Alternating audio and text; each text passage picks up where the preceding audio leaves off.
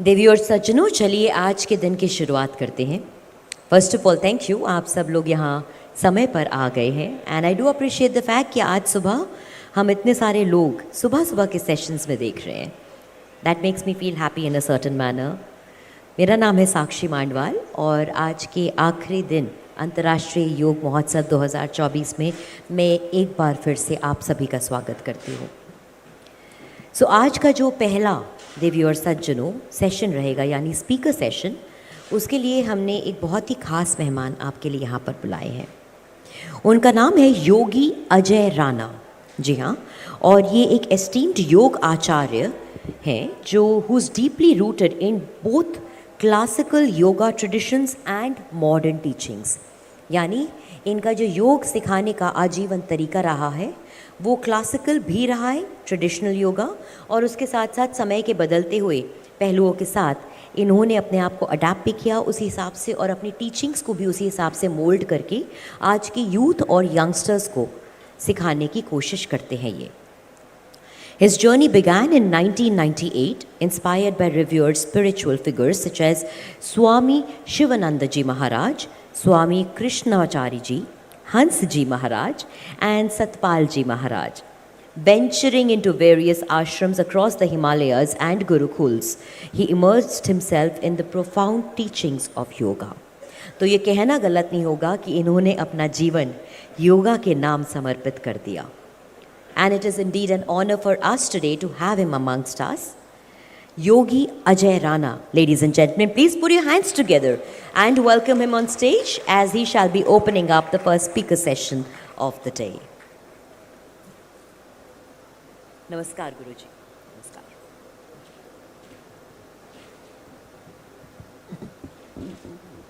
I hand over the stage to you now, sir. Thank you.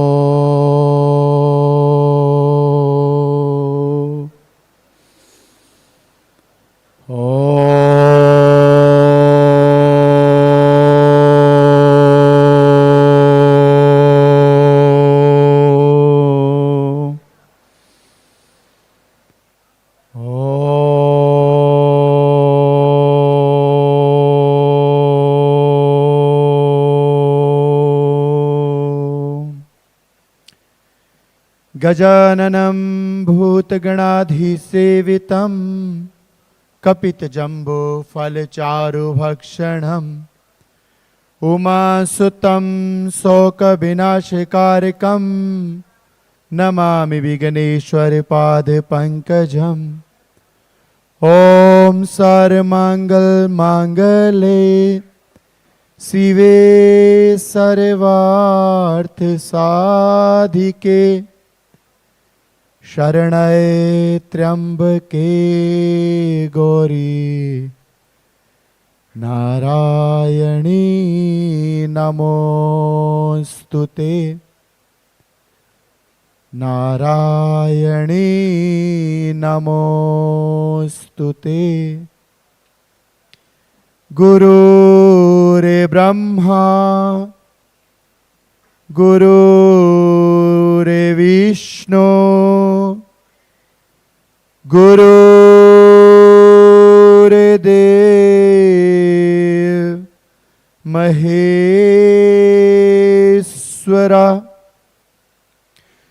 गुरुरे साक्षात् परब्रह्मा तस्मै श्री गुरुवे नमः तस्मै श्री गुरुवे नमः।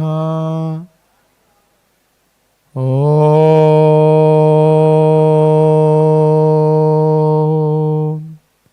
शान्तिः शान्तिः शान्तिः। हरि ओम।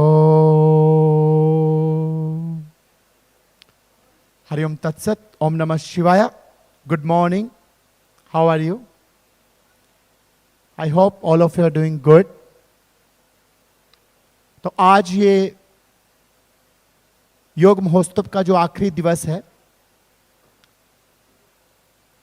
ये योग की शुरुआत है,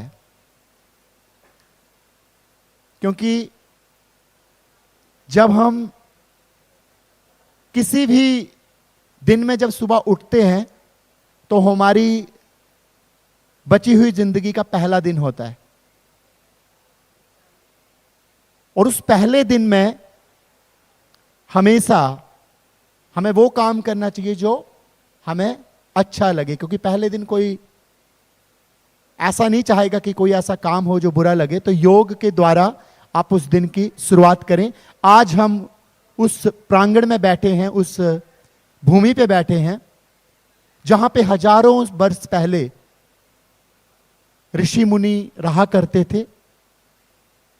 एक जंगल हुआ करता था ये, और इस जंगल के अंदर उन्होंने योग की शुरुआत करी, इसलिए इसका नाम ऋषिकेश पड़ा है।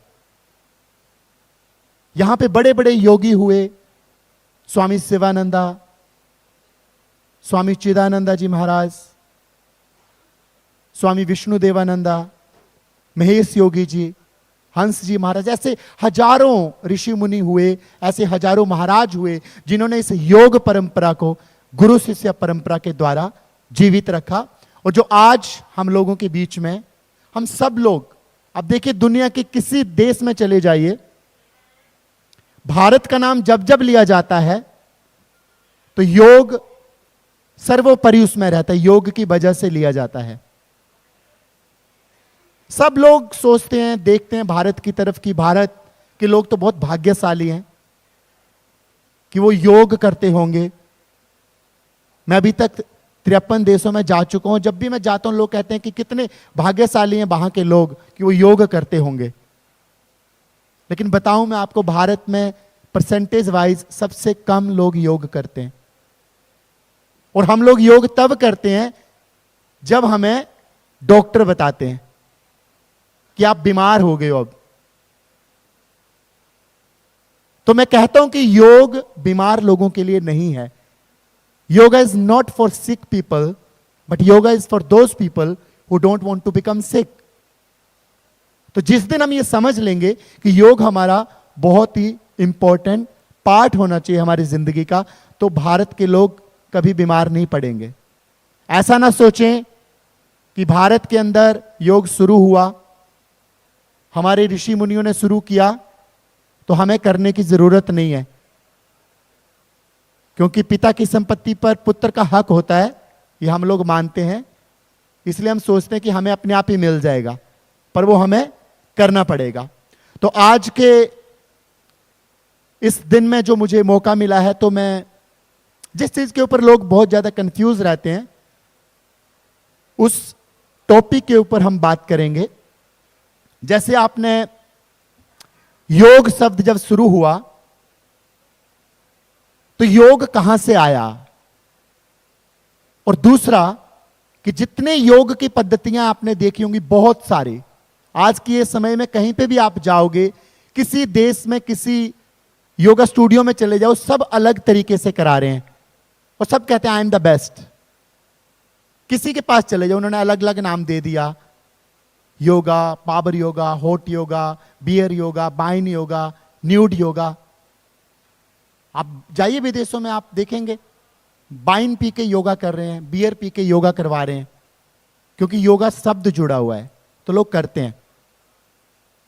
योग के जितने रास्ते हुए उनके अंदर जो सबसे जो इंपॉर्टेंट, जिसकी वजह जो 4 रास्ते निकले योग के, वो 4 योग सबसे ऑथेंटिक हैं, जिनका नाम है राजयोग, कर्म योग, ज्ञान योग और भक्ति योग। ये 4 पाथ हैं योग के, और ये चारों पाथ कहां जाते हैं? ये चारों पाथ एक ही जगह पे जाएंगे, दैट इज द मोक्षा। तो कोई भी व्यक्ति जो मुक्ति प्राप्त करना चाहता है जन्म मरण के चक्र से, वो इनमें से कोई सा रास्ता चुन ले। तो वो आखिरकार वहीं पहुंचेगा जहां पे उसको मोक्ष प्राप्त होना है। तो हम लोग कहीं भटक जाते हैं कि मैं कौन सा रास्ता चुनूं, क्या करूं, क्या मैं सही कर रहा हूं, गलत कर रहा हूं। तो आज का जो ये लेक्चर है, मैं ट्राई करूंगा, कोशिश करूंगा। मैं एक बहुत ही छोटा सा इंसान हूं। पिछले 25 सालों की इस छोटी सी यात्रा में जो भी मैंने अपने गुरुओं से, किताबों से, अपने एक्सपीरियंस से और आप जैसे लोगों से सीखा, कोशिश करूंगा कि मैं इन कुछ मिनटों में उसको बयान कर पाऊं और आप उस 25 साल की मेरे इस एक्सपीरियंस को 30 मिनटों में समझ पाएं। इसको होता है गागर में सागर भरना। तो समुद्र को हम गागर में तो नहीं भर सकते, लेकिन उसका निचोड़ भरा जा सकता है। तो मैं उसकी कोशिश करूंगा। और आज का समय इस प्रकार का है कि हम लोग कहीं पे भी कोई प्रोग्राम होता है जिसमें आप लोग म्यूजिक, हर चीज आनंद के, वहां बहुत लोग चले जाते हैं, लेकिन जो आपके अपनी बात होती है जिससे आपको कुछ लाभ मिल सकता है, तो उससे हम थोड़ा सा दूर रहते हैं, क्योंकि उसमें चकाचौंध नहीं है। तो योग का मार्ग भी ऐसा ही है।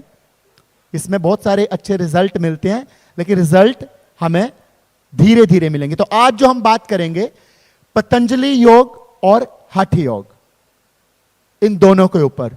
बहुत सारे लोग सोचते हैं कि पतंजलि योग और हठ योग एक ही है, हालांकि दोनों सबसे ऑथेंटिक रास्ते हैं। ज्ञान योग, भक्ति योग, कर्म योग, ये भी मोक्ष पे ले जाते हैं, लेकिन इसमें पता नहीं चलता। लेकिन ये जो है अष्टांग योग और हठ योग, इसके अंदर आपको रास्ते रास्ते में माइलस्टोन मिलते रहेंगे। ऐसी ऐसी शक्तियां जागृत होती रहेंगी आपके अंदर कि आपको लगेगा कि आप सही दिशा में जा रहे हैं। Just like if you are going to Delhi from here and you see that Delhi is around 250 kilometre, 250 kilometre यहां से दिल्ली, और अब दिल्ली की तरफ जाने के लिए राइट मुड़ गए यहां से, और ठीक 50 किलोमीटर बाद आपको पता चला दिल्ली 350 किलोमीटर। तो आप थोड़ा सा डर जाएंगे कि यार पहले 300 था, अब 350 हो गया। फिर आगे गए तो 400 किलोमीटर, तो आप दिल्ली नहीं पहुंचोगे। लेकिन वही अगर आप यहां से लेफ्ट मुड़ो 250 के बाद 200, 150, तो ऑटोमेटिकली आपको पता चलेगा कि आप सही जगह जा रहे हो। एम आई राइट और रॉन्ग?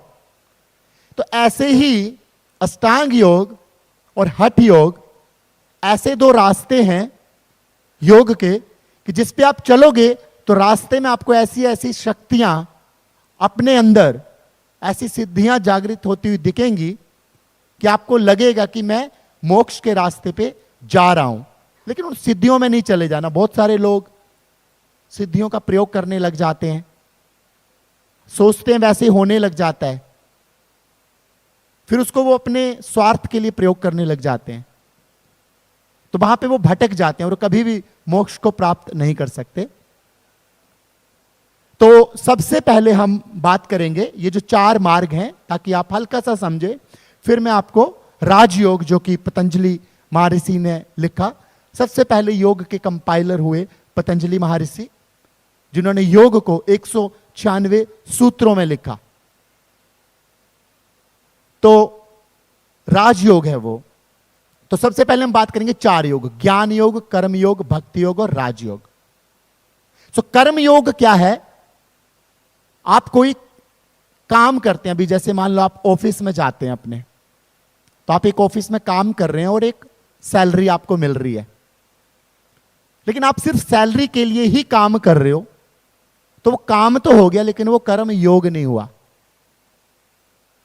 और एक होता है जो आपने सेल्फलेस सर्विस करी, जिसमें आप काम तो कर रहे हो लेकिन आपको पता है इसका डायरेक्ट बेनिफिट मुझे कुछ नहीं मिलने वाला, खासकर निकट भविष्य में।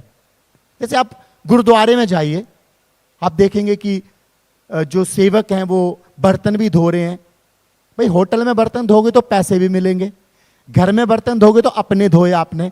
गुरुद्वारे में बर्तन क्यों धो रहे हैं वो? क्योंकि वो सेल्फलेस सर्विस कर रहे हैं, उसको बोलते हैं कर्म योग। या कोई जूते साफ कर रहे हैं आपके, वहां आप जूते उतार के जाते हो, पॉलिश करके देते हैं, तो जब आप कर्म योग करते हैं तो क्या होता है, आपका जो हृदय है, जो हार्ट है, वो इतना प्योर हो जाता है। आज के समय में ना सबसे ज्यादा लोगों के हृदय में द्वेष है।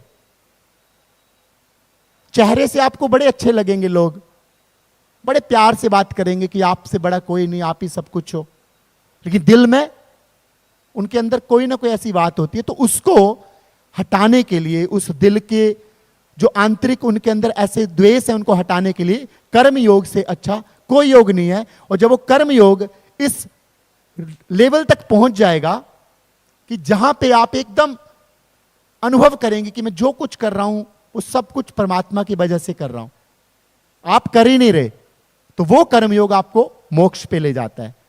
एक है ज्ञान योग। ज्ञान मतलब नॉलेज।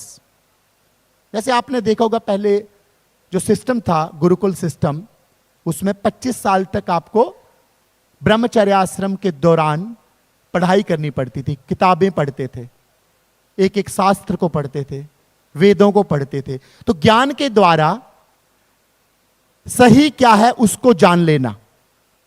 ज्ञान, मैं एग्जाम्पल देता हूं ज्यादातर, जैसे मान लो मेरी अंगूठी है, ओके, अब ये अंगूठी मेरी गिर जाए और गिरने के बाद ये अंगूठी थोड़ा सा मिट्टी में काली सी पड़ जाए और एक व्यक्ति को मिले, तो वो इस अंगूठी को उठाएगा और कहेगा यार ये अंगूठी 10-20 रुपए की होगी, और वो जाके घर में एक खिड़की के ऊपर या फ्रिज के ऊपर रख दे, 20 रुपए की अंगूठी।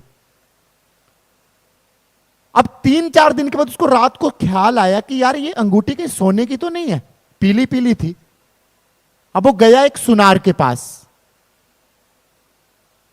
अब सुनार के पास गया और उसने कहा भी इस अंगूठी को चेक करो। सुनार ने उसको घिसा और बोला भैया ये 22 कैरेट गोल्ड की अंगूठी है और ये है 20 ग्राम, तो 20 ग्राम अंगूठी हो गई लगभग 1.5 लाख रुपए की। अब उस अंगूठी को वो कहां रखेगा? फ्रिज में नहीं रखेगा, लॉकर होगा घर में, उसमें रख देगा। अब 15-20 दिन बाद उसके दिमाग में आया कि उसमें एक चमकता हुआ शीशा था, क्या वो हीरा तो नहीं है कहीं? तो वो एक जोहरी के पास गया और जोहरी ने बोला ये बहुत ही अच्छी क्वालिटी का हीरा है जिसका कलर भी बहुत अच्छा है, ये लगभग 1 करोड़ का हीरा है। अब ये अंगूठी कितने की हो गई? 1 करोड़ 1.5 लाख रुपए की। अब उस अंगूठी को घर पे नहीं रखेगा कि कोई चुरा ना ले, वो लॉकर लेगा बैंक में। मुझे बताइए जब ये अंगूठी उसको मिली जमीन के ऊपर, क्या अलग थी?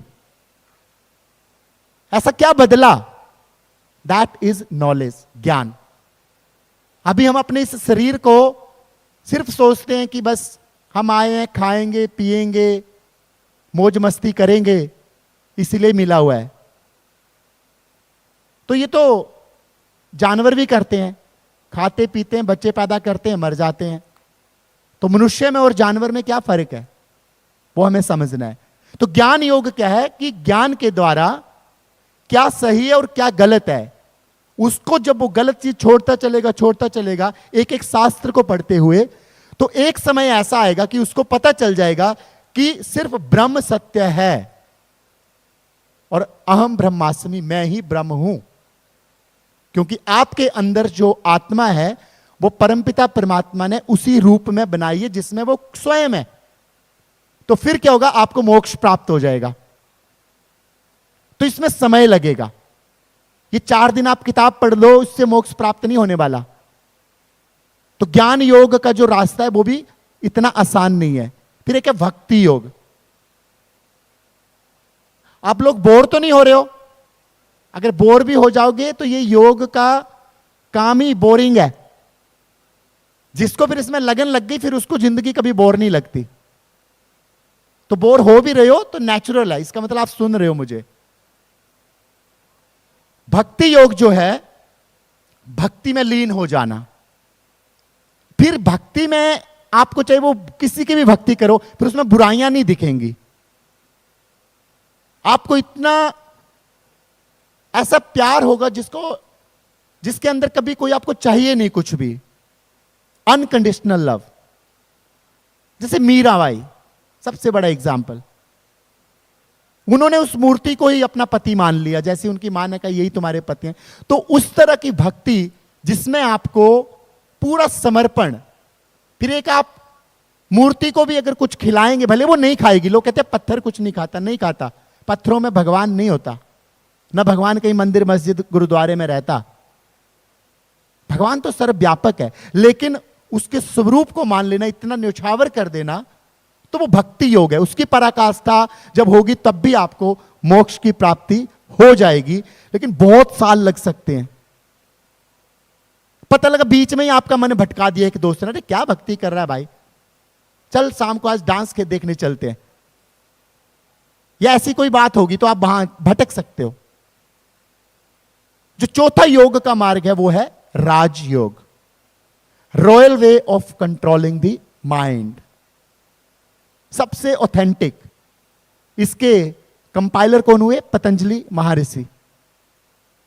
और मैं भी आज भी कहता हूं, मैंने तो खैर बहुत हजारों साल पहले हुए, किसी ने भी उनको देखा नहीं, पर मेरा मानना है, जो मेरी अभी तक की यात्रा है, कि शायद पतंजलि महर्षि को योग का सिर्फ 1% ज्ञान था, 1%। और उस 1% में से अगर हमने 0.001% भी कर लिया तो आपका कल्याण हो जाएगा। ये योग का जो प्रभाव है, ये योग है।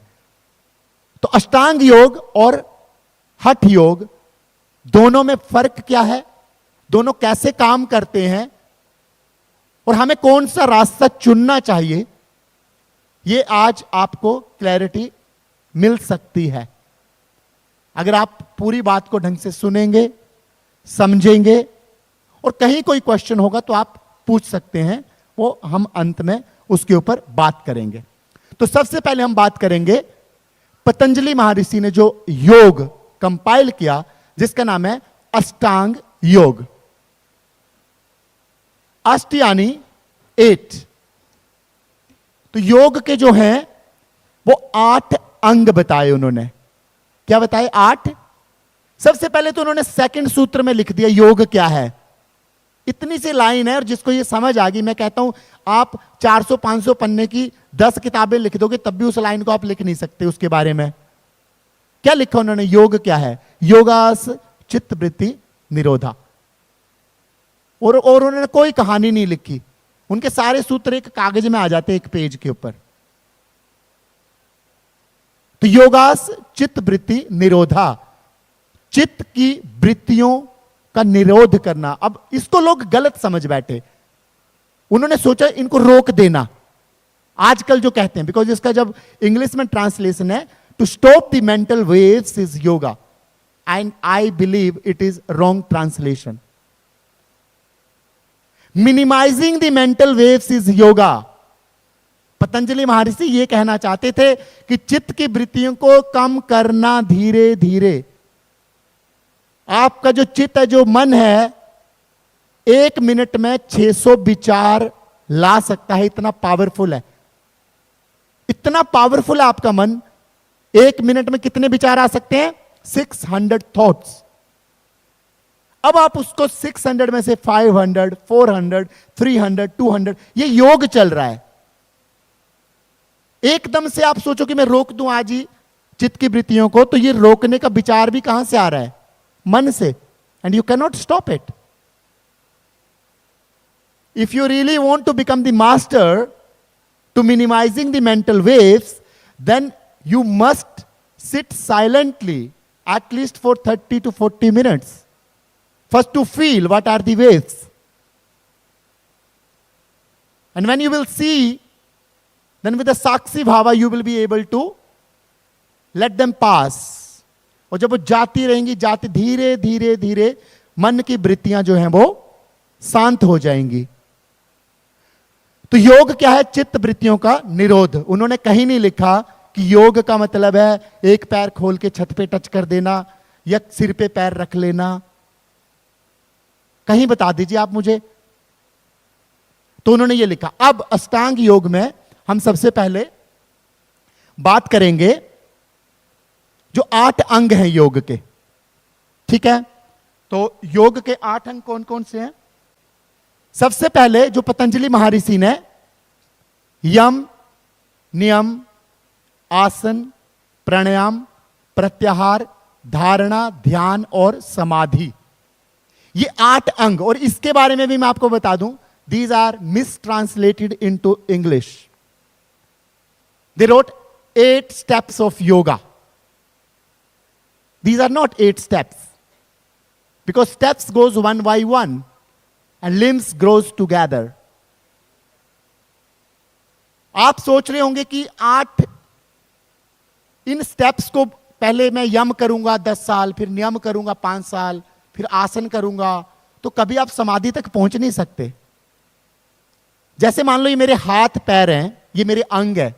मैं छोटा बच्चा था, फिर मेरे हाथ पैर बढ़े, ये थोड़ा पहले एक टांग बढ़ी, फिर दूसरी टांग लंबी हुई, फिर 15 साल बाद मेरे हाथ बढ़ने शुरू हुए।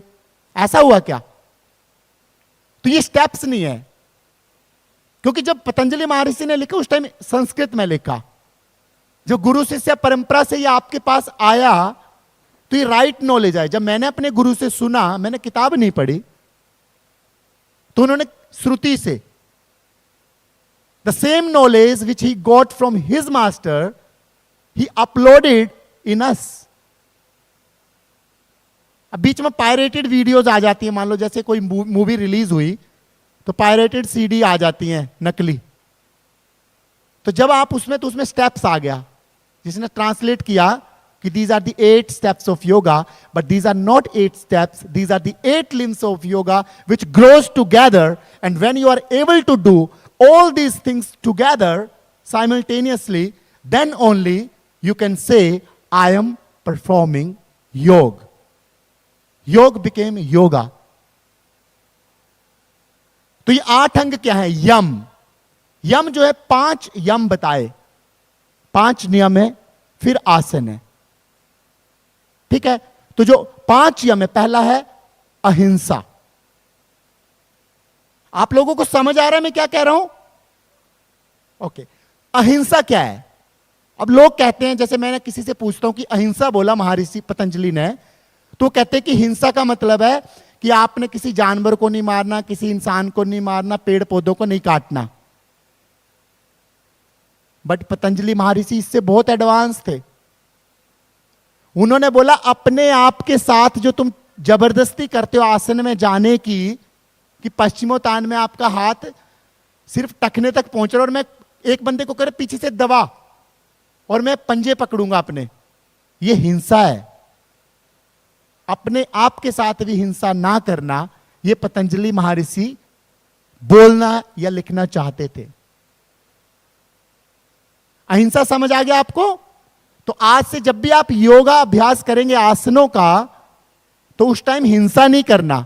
उनकी एक और आसन क्या लिखा उन्होंने? स्थिरा सुखम आसनम। Any posture which is steady and comfortable is yoga posture. Patanjali महर्षि ने कहीं नहीं लिखा 84 लाख आसन है या 84 आसन है या कितने आसन है।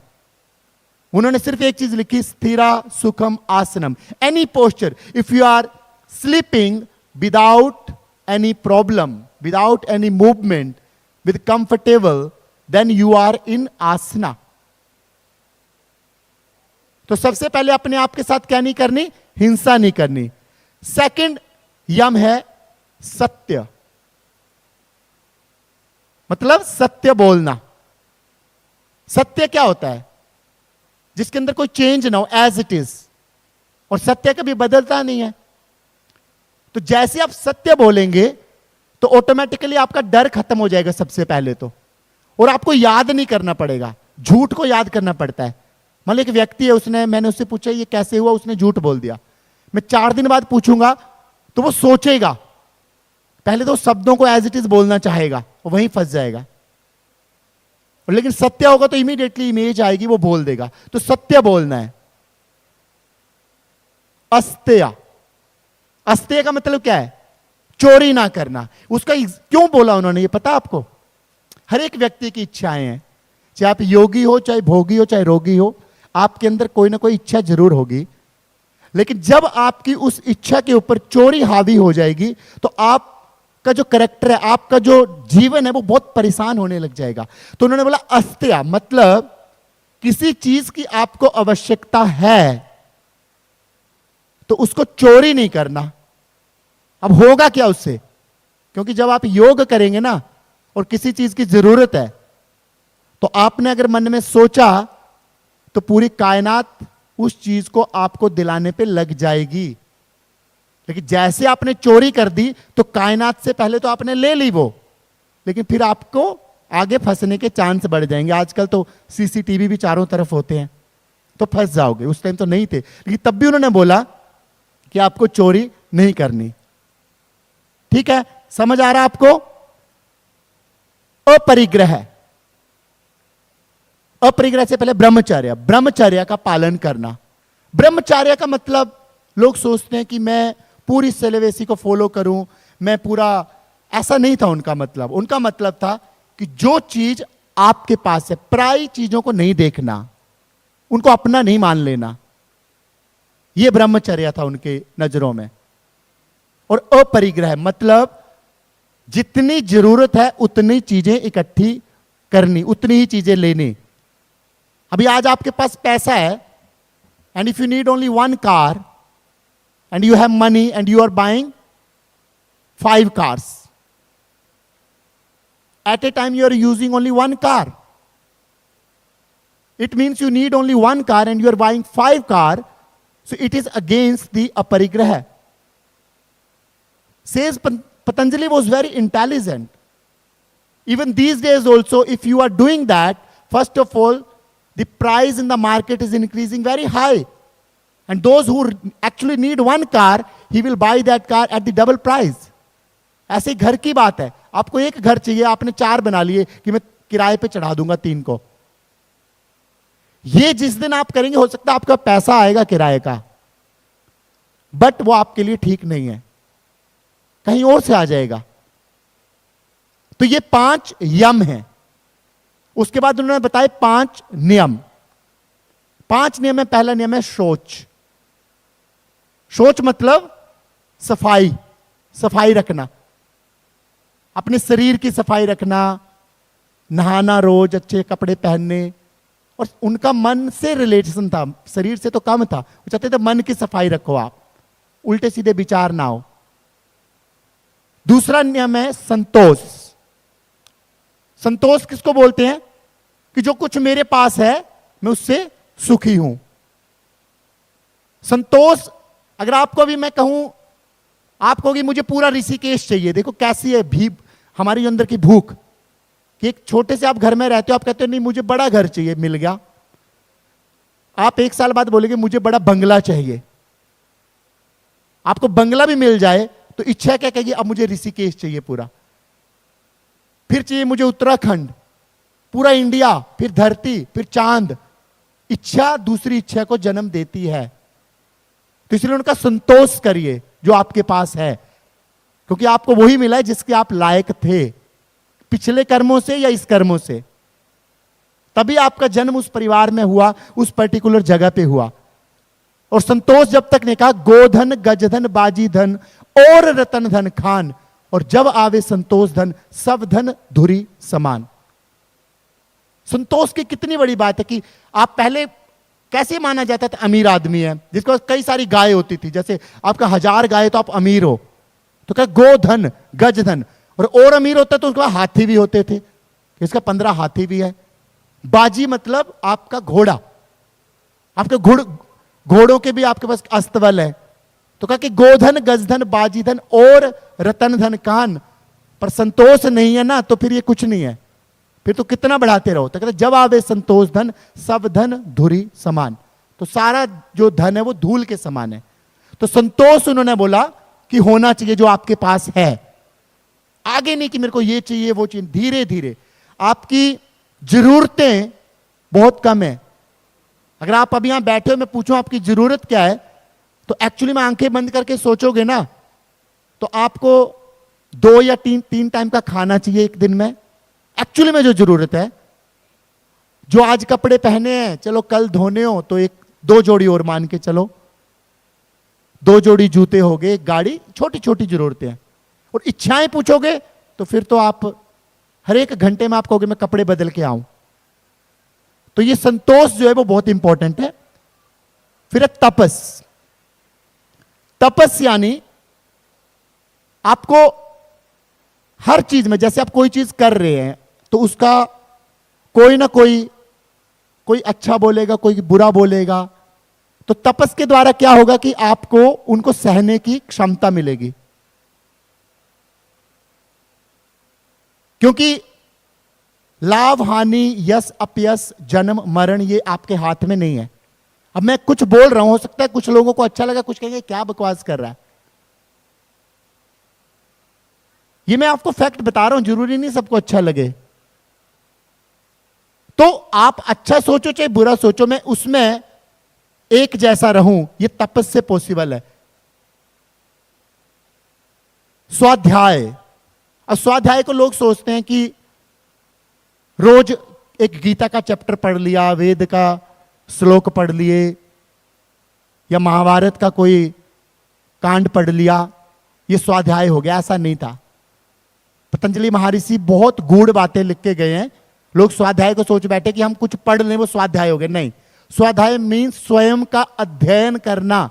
स्वयं आपने क्या किया, अगर आप कुछ कर रहे हो उसका क्या प्रभाव आपके ऊपर पड़ रहा है। If you are sitting in to the meditation, what happened after that, if you know that what change you brought in you, that is svadhyaya. If you are doing yoga, if you're doing yoga asana or pranayama, and if you're able to see but change you brought after that, what were you feeling before, what are you feeling after, that is swadhyay, study of the self. और last नियम था ईश्वर प्रणिधान। ये क्या है ईश्वर प्रणिधान? ईश्वर प्रणिधान का मतलब है, अभी मैं मान लो एक काम कर रहा हूं, मैं कहता हूं मैं योगा कराता हूं, ओके, योग करा रहा हूं, लोग कहते हैं बहुत बड़े योगी हो आप, बहुत अच्छा कराते हो, और मेरे अंदर एक घमंड आता जा रहा है और एक ईगो क्रिएट हो रही है कि मैं हूं सबसे बढ़िया। वो क्यों? क्योंकि अब तक मैं मेरे आगे है कि मैं करा रहा हूं। But when I know that God is doing through me and if I believe in that, that is Ishvara pranidhana, कि मतलब जो कुछ मैं कर रहा हूं वो समर्पित होकर वो परमात्मा करवा रहा है। तो ये आपको पांचों यम और नियम समझ आ गए? ये सबको आते हैं। कोई, ये जितने लोग बैठे हैं आप लोग योगी हैं, मुझे पता है। ये किताबों में भी आपने पढ़ा होगा, लेक्चर भी सुने होंगे हजारों, यूट्यूब पे भी देखा होगा।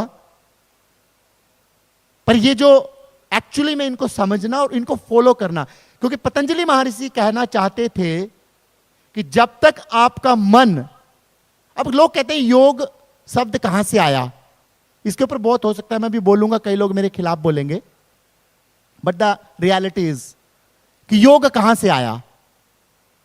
तो कहते हैं योग एक संस्कृत की धातु है युज। आप सब लोग सहमत हैं इससे, युज से आया। लेकिन आपको पता है युज का मतलब क्या है? लोग कहते हैं युज का मतलब है जोड़ना, बट इट इज रॉन्ग। आप मेरे को संस्कृत की किसी भी किताब में दिखा दीजिए जहां युज का मतलब जोड़ना हो। मैं यूट्यूब की बात नहीं कर रहा या गूगल पे नहीं, गूगल पे आप जैसे और हम जैसे लोग लिखते हैं। जो युज, ये अभी आपको समझ आएगा, हठ योग में और जो अष्टांग योग में युज दो अलग अलग धातुओं से आया है। ठीक है, तो जो पतंजलि महर्षि थे उन्होंने युज समाधो, अभी युज का मतलब उसमें समाधि की ओर है, और जो हठ योग में है, हठ योग के अंदर यूजरी योगे, या आप कभी इसको सर्च करना या पढ़ना तो आपको पता चलेगा कि युज का मतलब कहीं पे भी जोड़ना नहीं है। युजर योगे हठ योग की तरफ है का देन है, और युज समाधो ये पतंजलि महर्षि ने इसको लेके चले। तो इसको इतना समझने की आवश्यकता भी नहीं है फिलहाल।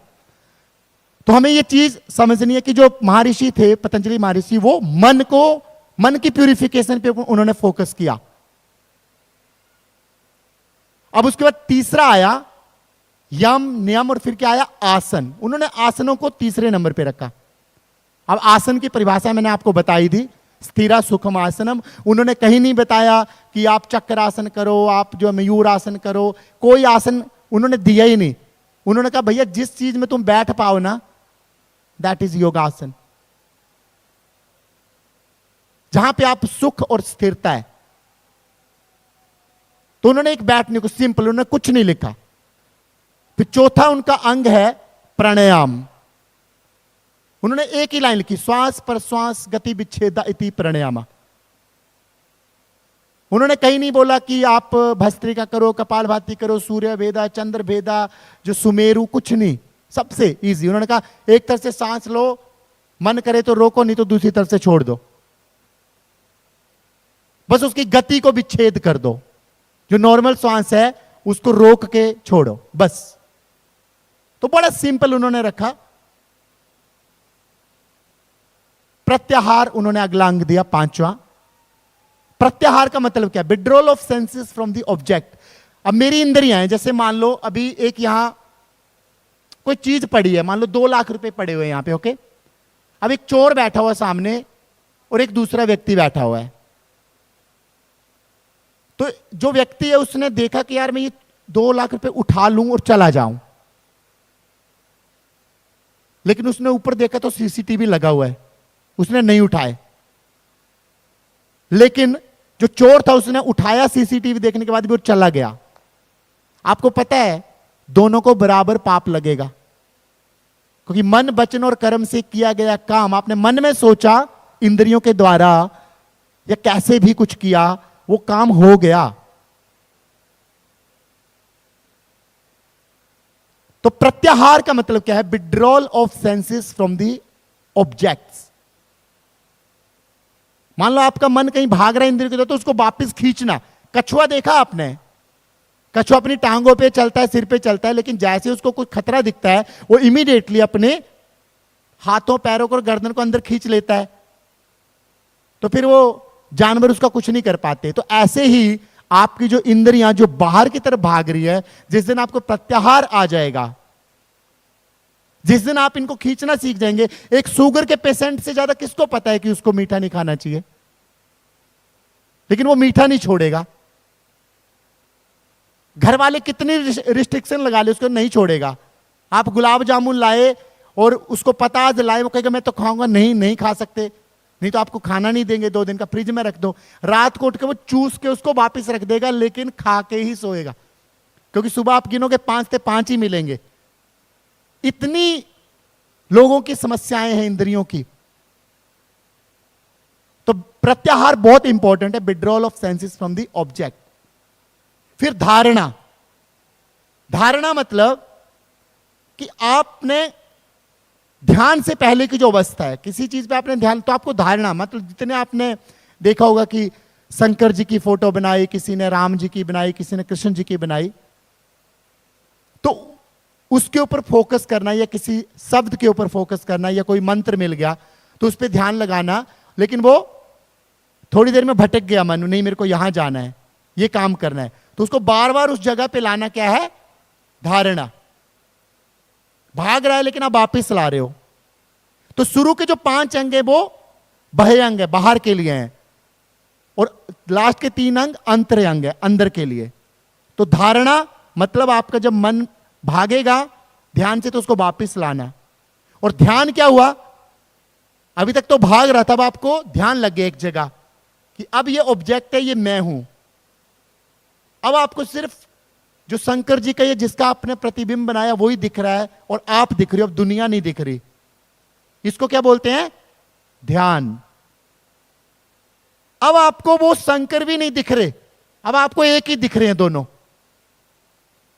वो समाधि की अवस्था होगी। फिर अभी तक तो क्या दोनों दिख रहे हैं कि ये वो है, ये मैं हूं।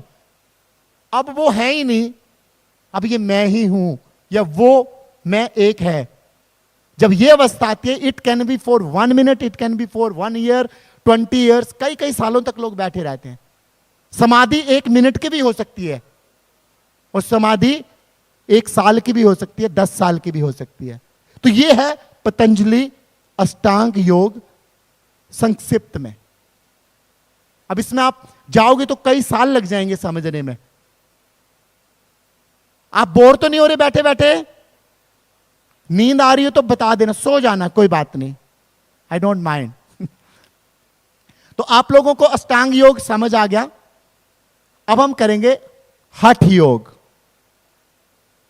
अब कई लोग बोलते हैं, पीछे स्लाइड चल रही है, हाँ ये देखिए पीछे आपको स्लाइड दिख रही होगी।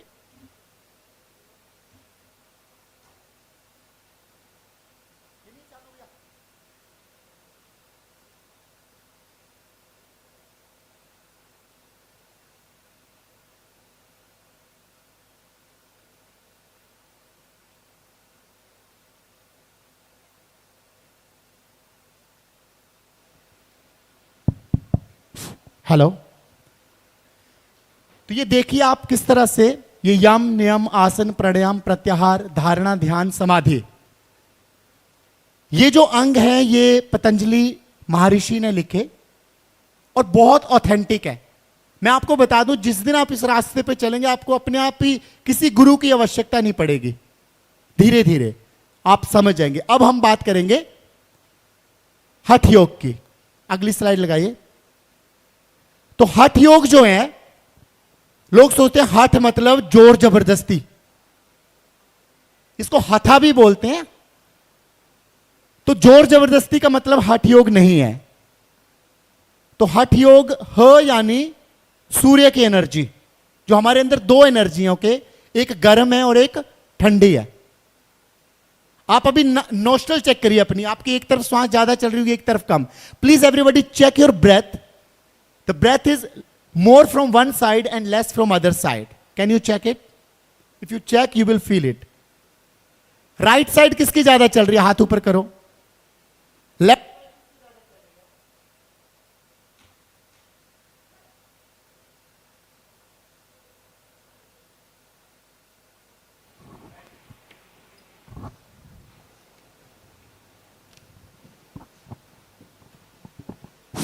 लेफ्ट साइड किसकी ज्यादा चल रही है? अब आप सोचो कि यार ये तो मैं गलत तो नहीं हूं। नहीं, after every 47 minute it will automatically change. 47 minute के बाद ये अपने आप ही बदल जाएगी। तो ह जो आपकी पिंगला नाड़ी जो कि राइट नोस्ट्रल है, और ठ जो आपकी चंद्र नाड़ी जो कि आपकी लेफ्ट नोस्ट्रल है। जब ये 47 मिनट में नहीं बदलेगी तो क्या होगा? जैसे ही आपकी राइट चलती रहेगी कंटिन्यू, तो आपको बुखार हो जाएगा, बॉडी में हीट बढ़ गई। मान लो रात को सूरज छुपे ही ना, तो क्या होगा? ये पूरी पर्वतों की बर्फ पिघल जाएगी हीट से। और लेफ्ट चलती रही कंटिन्यू, तो आपको जुखाम खांसी इस तरह की चीजें हो जाएंगी।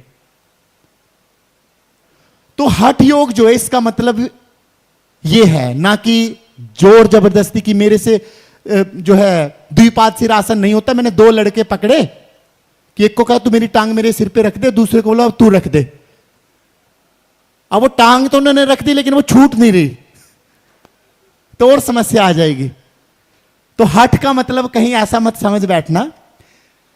हठ योग के अंदर 7 अंग हैं, बहुत इंपॉर्टेंट। आपको मैं करके आपको मैं डेमोन्स्ट्रेशन दूंगा अभी थोड़ी देर में, आप देखोगे कि कैसे होता है। और जिसने हठ योग और पतंजलि योग की कॉकटेल बना ली ना, जैसे आप कॉकटेल पीते हैं ना, तो आप समझिए आपका कल्याण हो गया। ये मेरा मानना है और आप इसको देखेंगे। तो इसमें सबसे पहले है सठ कर्म। उन्होंने शरीर की शुद्धि को सबसे ऊपर रखा। पतंजलि महर्षि ने बोला मन की शुद्धि, पर उन्होंने बोला कि भैया शरीर ही शुद्ध नहीं है तो मन कैसे शुद्ध होगा? अब कहां से शुरू हुआ हठ योग? हठ योग के रचयिता हैं स्वयं आदि योगी शंकर। उन्होंने सबसे पहले यह ज्ञान अपनी धर्मपत्नी पार्वती जी को दिया। उसके बाद डायरेक्ट डिसाइपल हुए मत्स्येंद्र नाथ जी, उनके द्वारा गोरखनाथ जी को पहुंचा। फिर ये धीरे धीरे ऋषि मुनियों और आप जैसे और हम जैसे आम व्यक्तियों के पास पहुंच गया। तो हठ योग के रचयिता हैं स्वयं शंकर। इसमें बताए गए कितने आसन? 84 लाख। अब 84 लाख आसन किसको आते हैं? स्वयं शंकर को, इसके अलावा किसी को नहीं आते। तो जो गोरखनाथ हुए उन्होंने उसमें से 84 आसन निकाले मनुष्यों के लिए। 84 में से 32 आसन उन्होंने कहा ये बहुत अच्छे हैं, ये करने चाहिए। 32 में से 4 बताए श्रेष्ठ आसन और 1 बताया सर्वश्रेष्ठ आसन। तो उस सर्वश्रेष्ठ आसन को भी आप करेंगे तब भी आपकी जिंदगी का उद्धार हो जाएगा। तो षट कर्म के अंदर क्या है?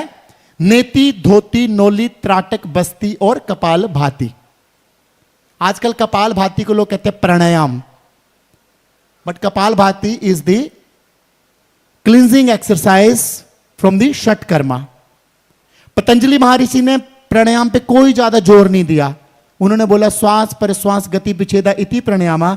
लेकिन गोरखनाथ जी जो सीख के आए थे उन्होंने कहा नहीं, इसको मुश्किल बनाओ, ये तो कोई भी कर लेगा।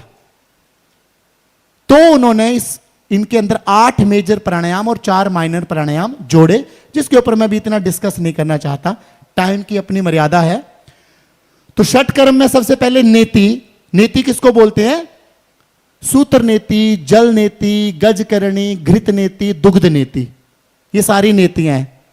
फिर आई धोती। धोती मतलब धोना, तो एक है वमन धोती जिसको पानी पी से धोते हैं, वस्त्र धोती कपड़े से। फिर आया नोली। नोली पेट को आपने देखा होगा हिलाते हुए बड़े बड़े योगी डेमोन्स्ट्रेट करते हैं चारों तरफ। त्राटक। त्राटक है आई ग्लैंड के लिए, आपने एक गेजिंग करना, किसी चीज को देखना कंटिन्यू, आंखों में से फिर पानी आएगा आपकी। नेति, धोती, नोली, त्राटक, बस्ती। अब बस्ती लोग आज की डेट में बहुत पाइप के प्रयोग से करने लग गए हैं, बट दैट इज नॉट बस्ती। बस्ती होती है आप पानी के बीच में जाएंगे और आपका उड़ान बंद लगा करके पानी अंदर खींचेंगे पीछे के रास्ते से और बाहर आके पानी का त्याग कर देना, वो है बस्ती। एंड कपाल भाती। कपाल भाती जो हम सुबह खाली पेट करना चाहिए, ये सारी चीजें जो करते हैं। दूसरे नंबर पे उन्होंने रखा आसनों को। आसन मैंने आपको बता दिए, 84 आसन इन्होंने लिए, 32 अच्छे बताए, 4 श्रेष्ठ बताए, 1 सर्वश्रेष्ठ। फिर इन्होंने लिया मुद्रास को। सो मुद्राएं आपने देखी होगी, ज्ञान मुद्रा, चिन्ह मुद्रा, ये सारी मुद्राएं आज सुबह हमने क्लास में भी करी हैं। तो मुद्राएं इन्होंने बहुत इंपॉर्टेंट रोल है इसका, उसको रखा। उसके बाद इन्होंने लिया प्रत्याहार, आपको मैंने बता ही दिया प्रत्याहार क्या है, withdrawal of senses from the object. फिर प्राणायाम, फिर ध्यान और समाधि। तो ये इनका आपको नॉलेज है ही। इन्होंने प्राणायाम को थोड़ा डिफिकल्ट कर दिया, जिसमें जितनी आप देखते होंगे कपाल भाती हो गया या सुमेरु की, सुमेरु सुना किसी ने क्या होता है? आपने अनुलोम विलोम सुना है? अब अनुलोम विलोम एंड नाड़ी, सॉरी, अनुलोम विलोम और नाड़ी शोधन ये दोनों अलग हैं। अनुलोम विलोम में क्या है? पतंजलि महर्षि ने तो कुछ नहीं लिखा, इन्होंने बोला विद द रेशो ऑफ 1:4:2, मतलब आपने 4 काउंट में श्वास खींची है, 16 काउंट रोकनी है और कितने में छोड़नी है? 8 काउंट में। So inhalation retention of that is 4 time, exhalation in 2 times. और शुरू कहां से करनी है? लेफ्ट से रोकनी है, राइट से छोड़नी है, राइट से लेनी है रोकनी है, लेफ्ट से छोड़नी है, 1 राउंड है। जब आप इसके 16, 64 और 32, 16 inhalation, 64 retention, 32 acceleration, minimum 10 round आप कर लेंगे तो फिर सुमेरु की शुरू होती है, जिसमें आपके बीज मंत्र होता है एक एक चक्र का, यम लम, आपने सुने होंगे ये, लेकिन ये तभी शुरू करना चाहिए। ठीक है, तो इसके बाद ये समाधि की आपको सारी चीजें ये पता ही हैं। तो अब मैं हल्का सा आपको एक डेमोन्स्ट्रेट करूंगा छोटा सा, हाउ टू डू षट कर्मास। षट कर्म कैसे करने में आपको अभी इमीडिएटली करके दिखाऊंगा। आप लोग देखना चाहेंगे? Do you want to see how to do the षट Karma? So first of all you must be in empty stomach when you do. तो मैंने सुबह से कुछ खाया नहीं है, तो मैं आपको ये डेमोन्स्ट्रेट करके दिखाऊंगा कि कितना आसान है। लोगों ने इसको ऐसा बना दिया कि ये तो बहुत मुश्किल है, तो अभी सब लोग देखेंगे इसको।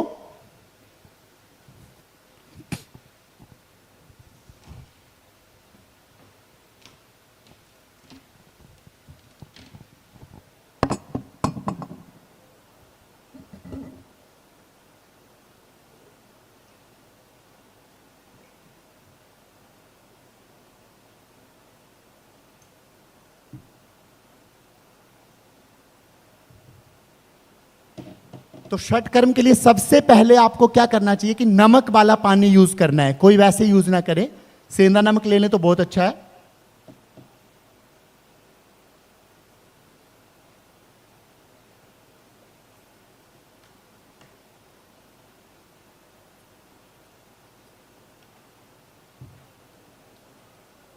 तो एक्चुअली में जो ऋषि मुनि थे वो तो गिलास से करते थे, उनके पास जो बांस का काट के गिलास लेते थे उससे करते थे, लेकिन आजकल लोग जल नीति का लोटा यूज करते हैं। तो मैं दोनों से आपको करके दिखाऊंगा कैसे करना है।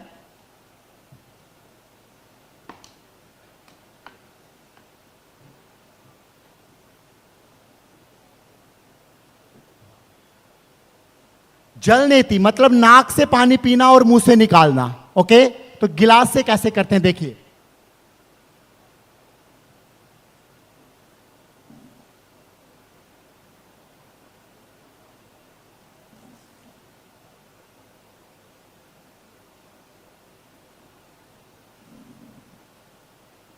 लोटे से लोग कैसे करते हैं,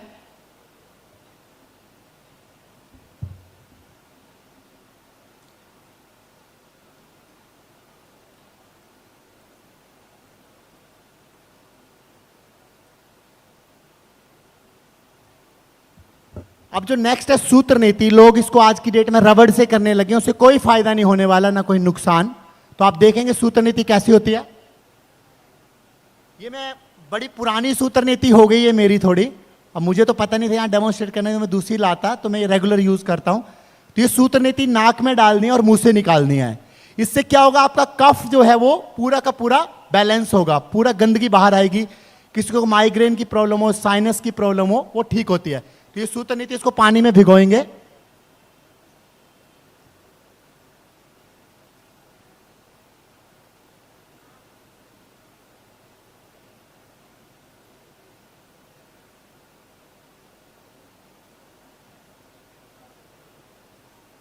ऐसे मुंह में आएगी।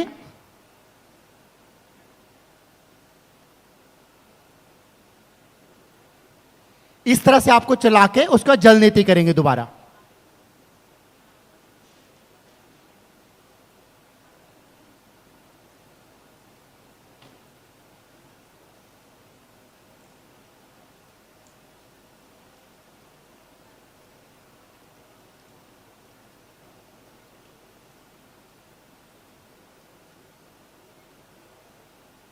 इसके बाद हम नेक्स्ट करेंगे गज करनी। गज किसको बोलते हैं, हाथी को।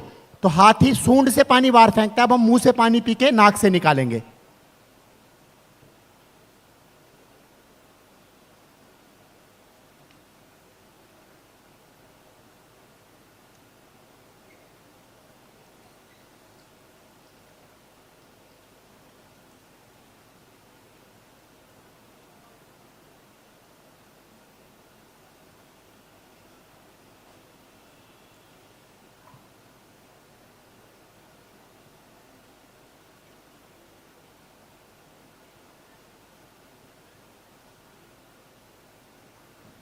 इसके बाद ये वस्त्र धोती है, स्पेशल कपड़ा है। ये 21 फुट है, ये 42 है, मैं 90 फुट तक खा सकता हूं। तो ये टाइम की कमी होती है, तो मैं आपको ये वस्त्र धोती खा के दिखाऊंगा।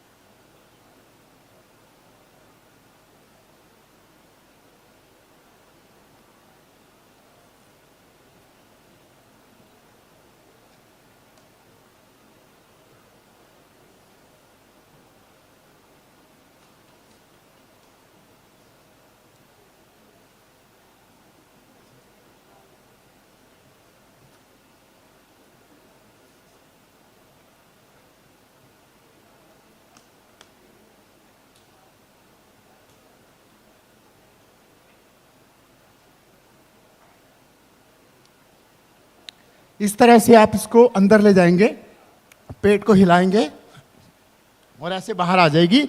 ये पूरे कफ को, वात को, पित्त को बैलेंस करती है।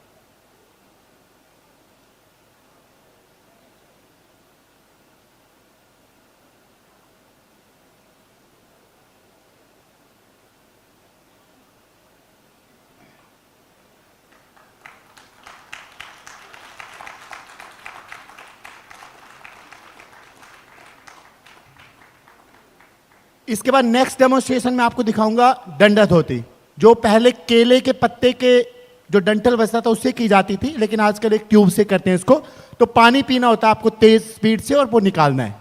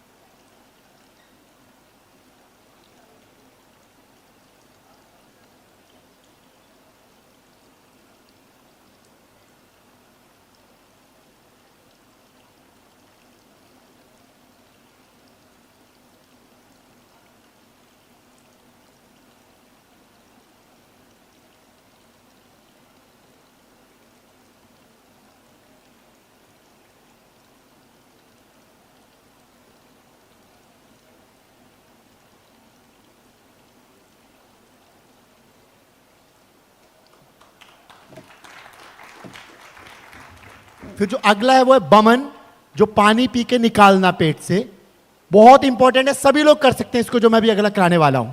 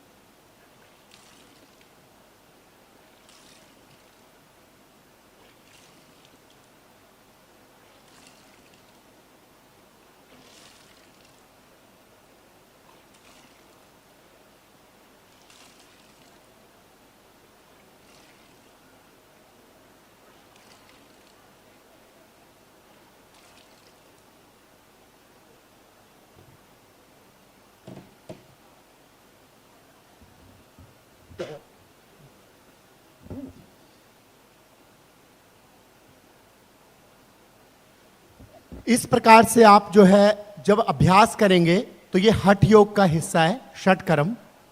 और आपका पूरा का पूरा शरीर जब अंदर से एकदम प्योर होगा तो परमपिता परमात्मा की प्राप्ति करना इतना मुश्किल नहीं रह सकता। तो ये जो आप स्वयं तभी करें जब आप पहले इसको सीखें ढंग से। वस्त्र धोती कोई ऐसा कोई कपड़ा ना खा ले देख के, या कोई ऐसी कोई रस्सी ना नाक में डाल ले। तो इसको बहुत ही, ये जो वस्त्र धोती है मसलिन क्लॉथ है ये, तो ये बहुत ही अच्छे ट्रेनर से सीख के इसको अभ्यास करना चाहिए। अभी हम सभी बैठ के एक भजन गाएंगे छोटा सा, और फिर क्योंकि समय की अपनी मर्यादा है, मैं समय की सीमाओं को कभी लांघता नहीं हूं, ये मेरा शुरू से ही मेरा सीखा हुआ है। तो आप सब लोग बैठ के एक भजन गाएंगे मेरे साथ, क्योंकि भजन योग का एक बहुत इंपॉर्टेंट पार्ट है। आंखें बंद करके ओम ओम ओम ओम ओम ओम ओम ओम ओम शिवोहम। एवरीवन ओम ओम ओम ओम ओम ओम ओम ओम ओम ओम शिवोहम। I am not this body. This body is not mine. I am not this body. This body is not mine. I am not this body. This body is not mine. I am not this body. This body is not mine. Om, Om, Om. Om, Om, Om. Om, Om, Om. Om Shivoham. I am not this mind. This mind is not mine. I am not this mind. This mind is not mine. I am not this mind.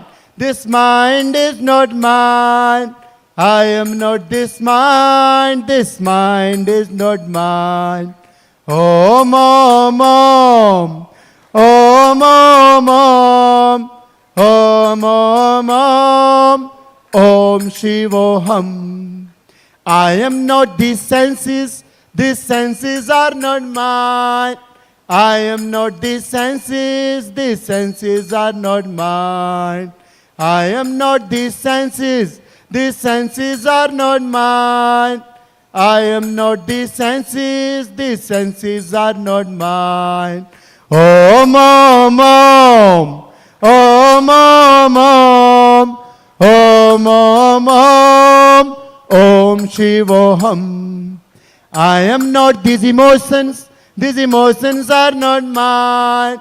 I am not these emotions. These emotions are not mine. I am not these emotions. These emotions are not mine. I am not these emotions. These emotions are not mine. Om, Om, Om. Om, Om, Om. Om, Om, Om. Om Shivoham. I am not this anger. This anger is not mine. I am not this anger. This anger is not mine. I am not this anger. This anger is not mine. I am not this anger. This anger is not mine. Om, Om, Om. Om, Om, Om. Om, Om, Om. Om Shivoham. Inquire who am I?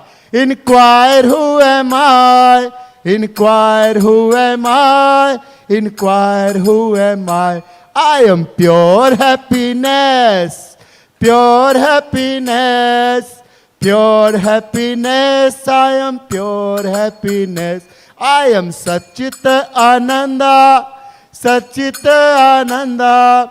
Satchit Ananda, I am Satchit Ananda. I am bliss absolute. Bliss absolute. Bliss absolute. I am bliss absolute. Bhajo Radhe Krishna. Bhajo Radhe Syama. Bhajo Radhe Krishna. Bhajo Radhe Syama. Om, Om, Om. Om, Om, Om. Om, Om, Om. Om Shivoham. Om, Om, Om. Om, Om, Om. Om, Om, Om. Om Shivoham. So we are not this body, not this mind, not these senses, not this intellect, not the emotions, but we identify us at least one of them. That is the reason we are suffering. So when you will understand that you are the bliss absolute, you are the Sat Chit Anand, you are pure happiness, then you cannot suffer because nobody is born to suffer in this world. We have chosen this suffering because of our wrong choice, because of the ignorance. When you will have the knowledge, then you will understand that you are born to enjoy this world. And this world is really very beautiful. Just you need to become introvert, and once you become introvert, then you take the shower under the fountain of happiness. If you have any question, you can ask. Because if I said something and if you are not agree with that, or you are not understanding what I'm saying, it means we need to clarify. So if you have any question, so you can ask. किसी का कोई प्रश्न हो? Yes, ma'am.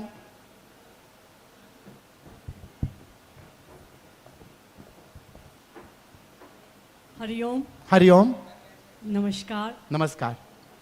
आज आपने जितना simple तरीके से और जो बहुत आसान तरीके से हठ योग और अष्टांग योग का एक क्लियर करा है कि जो हमेशा एक संदेह वो रहता था कि ये सही है या इसमें ये सही है। और मैं सिर्फ यही आपसे क्वेश्चन करना चाहूँगी कि हमारे ऐसे ग्रस्त जीवन में और हमारे डेली रूटीन ऑफ टाइम में हमको ज़्यादा से ज़्यादा आधा घंटा या 40 मिनट में हमें step wise best to best क्या कर लेना चाहिए? देखिए, आधा घंटा तो बहुत ज़्यादा, अगर आपके पास 5 मिनट भी है ना, तभी बैठ के सबसे पहले उठा करिए, पानी पीजिए 1 लीटर जी। और एक नीज राइट हेड लेफ्ट मूवमेंट है जिसको नाभि चालन बोलते हैं, वो किया करिए। आपको बता दूं, आपकी जिंदगी की आधी समस्याएं उसी से दूर हो जाएंगी। और ये मैंने नहीं कोई इतना, ये है ही आसान, लोगों ने इसको मुश्किल बना दिया। लोग सोचते हैं कि मैं आसान कराता हूं या मैं कुछ भी नहीं हूं।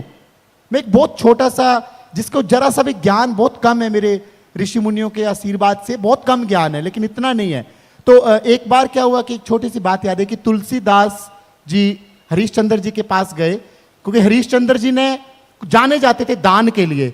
तो लोगों ने बोला यार वो दान देते हैं तो उनकी नजरें झुकी हुई होती हैं, कोई ना कोई गड़बड़ है। तो तुलसीदास जी क्या बोलते हैं उनको कि ऐसी देनी दीन जू कित सीखे हो सेन, ज्यो ज्यो ऊंचा करो त्यों त्यों नीचे नैन। तो हरिश्चंद्र जी क्या कहते हैं कि देनहार कोई और है, भेजत जो दिन रैन, और लोग भ्रम पर हम पर करें तासो नीचे नैन। तो ये ऋषि मुनियों का आशीर्वाद है, इसलिए आसानी से मैं करा देता हूं। धन्यवाद। धन्यवाद। बहुत धन्यवाद। और किसी का कोई प्रश्न हो? Any question? So I hope you understood everything or maybe did not understand anything. So thank you very much. And if any word or accent during this has hurt you, कोई भी ऐसा शब्द मेरे मुंह से निकला हो जो आपको अच्छा ना लगा हो या आपको ऐसा लगा कि नहीं बोलना चाहिए था, मैं उन शब्दों को वापस लेता हूं। मेरा कहीं पे भी कोई ऐसा मकसद नहीं है कि मैं किसी को हर्ट करूं। और उत्तराखंड टूरिज्म की तरफ से जो ये पहल है, जो हर साल इस महोत्सव को मनाया जाता है, इससे हम सीखें और अपनी जिंदगी में उतारें, ताकि हम लोग उस चीज को प्राप्त करें जो हमें मोक्ष की प्राप्ति के लिए स्वयं को जानने की यात्रा पे चलें। बहुत बहुत धन्यवाद। देवी और सज्जनों, एक बार तालियां थोड़ी जोरदार और बज जाएंगी योगी अजय राणा जी के लिए। आई बिलीव उन्होंने आज एक बहुत ही इनलाइटनिंग सेशन दिया है, क्योंकि उन्होंने सिर्फ यहाँ बातचीत करके अपना ज्ञान नहीं आपके बीच में रखा, उसके साथ साथ उन्होंने आपको लाइव डेमोज भी कुछ करके दिखाए हैं। And personally I would say अगर हो सके तो आप जो डिमॉन्स्ट्रेशंस उन्होंने आज आपको दिखाई, उसको आप घर जाके प्रैक्टिस करके अपने जीवन में उतारने की कोशिश ज़रूर करिएगा। और फिलहाल दोस्तों, वक्त हो गया है कि मैं यहाँ स्टेज पे सुबोध सिंह राणा जी को एक बार वापस से आमंत्रित करूँ, who is the adventure sports officer from Tehri, to kindly come up and felicitate Yogi Ajay Rana जी।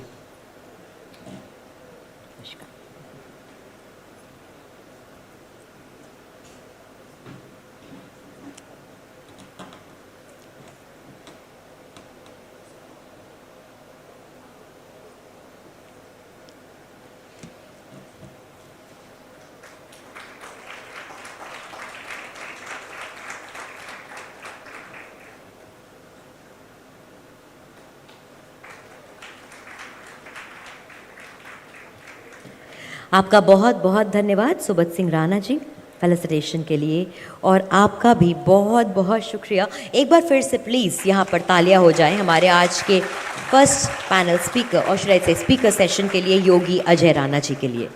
नमस्कार योगी जी, शुक्रिया।